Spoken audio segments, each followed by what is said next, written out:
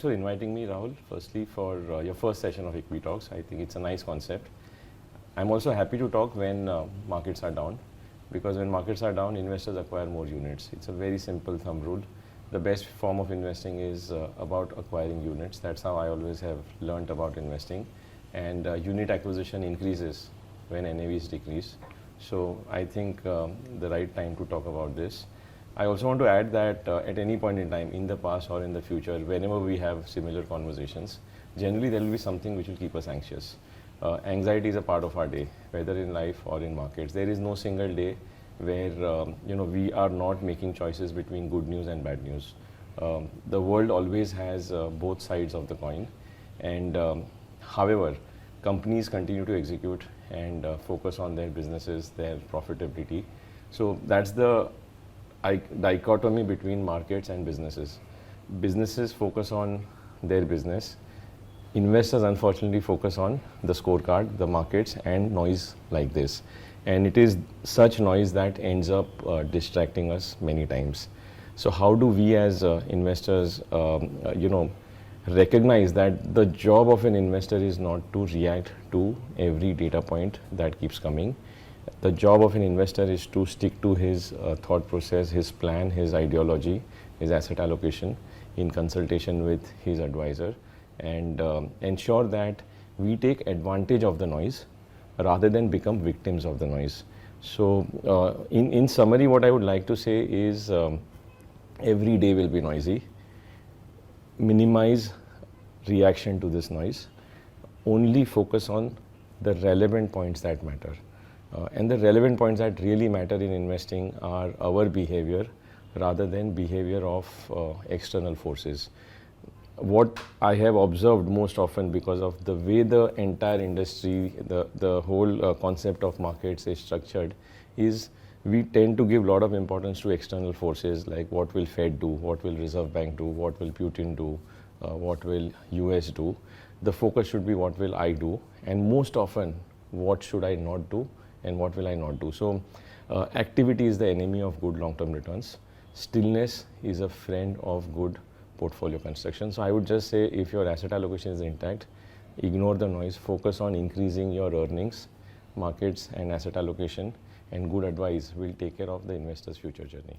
So DAF as a category has emerged over the last 3, 4, 5 years, and a lot of investors are getting in that category because of the same thing, that they practically might not be able to take those decisions between debt and equity. So what's your view on DAF as a category? How much of a weightage should it be as a part of any liquid portfolio or financial portfolio of a client? So DAF is nothing but a mixture of equity and fixed income. There are two ways an investor can create his own DAF by having his own rules, that at different points in time I will be higher in equity or lower in equity. The other way is you give it to a fund which will automatically keep asset allocating. Sure. And that is where the whole category has emerged. I was a part of the team which created the first asset allocation fund in the country in 2006-07, which today is incidentally the largest fund. So it's a category I strongly believe in. Sure. When we designed the fund, the whole idea was India is a country of fixed deposit in savers, and compounding and beating inflation cannot happen by remaining in fixed deposits. You need to also diversify into growth assets. Sure. So that's where answer is equity. So bonds give protection, equity gives growth, but equity also gives fluctuation. Bonds give safety with lower returns, equity gives volatility with higher returns. So this is the truth, as simple as it can be. It is important to blend the both, and instead of investors doing it themselves, we felt that let there be a fund which will do the same, and around a framework, and the framework is around valuations. Why valuations? Because the biggest long-term principle of investing is that if you buy something at the right price, you will make good returns. If you overpay, you will make poor returns. So that's where valuation-based asset allocation formulas got created, and the industry over time launched. Every fund house now has a product in that category. It's a brilliant product. Around 20% of my own money, for example, is in that category, 25-30% actually. So I look at it this way. My way of choosing an asset allocation fund is that when I have lumpy money in my hands, it typically comes to me once in a year when we get our performance pay. when I get that lumpy money, if I have decisive clarity in my mind that equity is very cheap, or reasonably priced, I will invest in equity. Sure. If I get decisive clarity that bond yields are very attractive, which means they are high, Yeah. I will be able to allocate there. But there are long periods of time when there is no, clear answer, when bond markets are also, yields are low, Yeah. and the environment is such that they are likely to rise. Valuations are also high, and we have been in a similar environment for the last 4-5 years. Maybe right now is exactly the same kind of a Exactly. time that you have mentioned. So I call this, in my own mental mind, I call this my confusion bucket. That when I'm confused, I will submit myself, or I will submit my decision making to the science and the discipline of the asset allocation fund. Sure. And I will let that take decisions, because I believe it might take better decisions than what I might take. Sure. So in my state of confusion, I would allocate more to the asset allocation category. And I think the last 2-3 years have been similar environment, including even now. End part of investing and how important that long term is. What is the real definition? Because when we speak to clients, हम बोलते हैं sir 5 साल का पैसा, 7 साल का पैसा तो इक्विटी में डाल दो, right? But history has proven that sometimes even 5-year money, 7-year money does not give you those double-digit kind of returns. So what, according to you, is long term as far as equity is concerned? So there are two ways to look at this, Rahul. One is from an investment dimension, and second is from our life or goals dimension. Let me address the first one. From an investment dimension, the way I would, the way I decide my time horizon for an asset class is always to see that if I have invested on the worst day, which is at cycle high, Yeah. and for some reason I have to exit on a bad day, which is a cycle low, what is the return I would make? Sure. And so look at the worst case ruling return for different time horizons.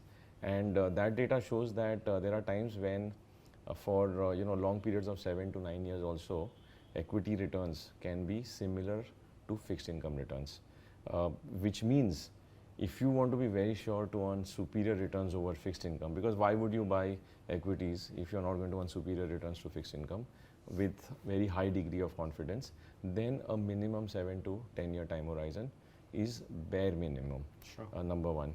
Number two, that tenor also is a function of your entry point. While everyone says timing doesn't matter, I come from a school of thought that at extremes timing does matter. Yeah. So when markets are very cheap or very low, like March 2020 or July 2013 or I think September October 2009 or September. March or September 2009 or March 2003. These were massive cycle lows for the economy, for profitability, for valuations and all of that.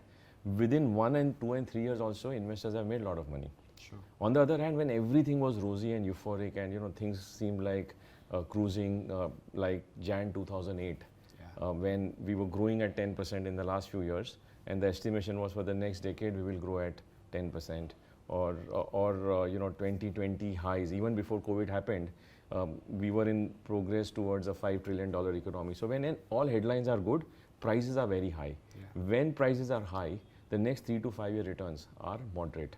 Sure. So the time horizon answer is a function of your starting point. Are you buying the asset class attractive? Then even shorter time horizons can make higher returns. But if you are buying the asset class expensive, then it is all the more important to think long term.